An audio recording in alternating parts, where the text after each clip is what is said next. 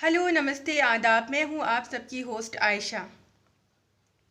Corona के बढ़ते संक्रमण के बीच देश के कई अस्पतालों में ऑक्सीजन की किल्लत ने दोहरा संकट खड़ा कर दिया। इस चिंताजनक स्थिति में मरीजों की सांस हर हाल में बचाए रखने की कवायद के तहत सुप्रीम कोर्ट ने सरकार से प्रभावी कदम उठाने को कहा।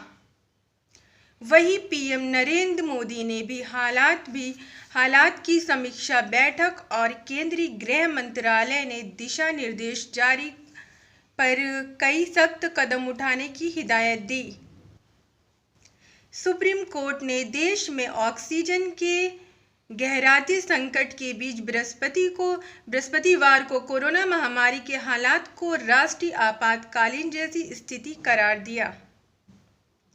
कोरोना प्रबंधन से जुड़े मामलों पर स्वतः संज्ञा लेते हुए शीर्ष कोर्ट ने कहा, केंद्र व राज्यों की तैयारी पर 6 हाईकोर्टों में सुनवाई से भ्रम की स्थिति पैदा हो रही।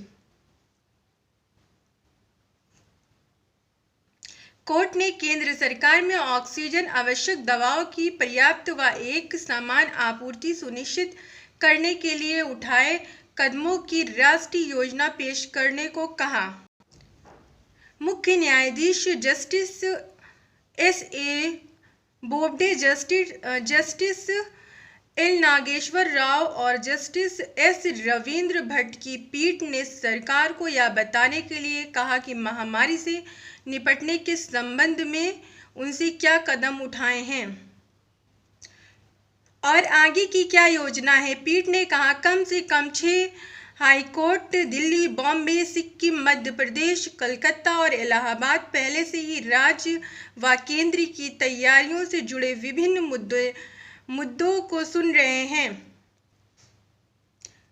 सभी हाईकोर्ट सार्वजनिक हित के लिए अपने अधिकार क्षेत्र का इस्तेमाल कर रहे हैं, लेकिन इसमें भ्रम की स्थिति बन रही है।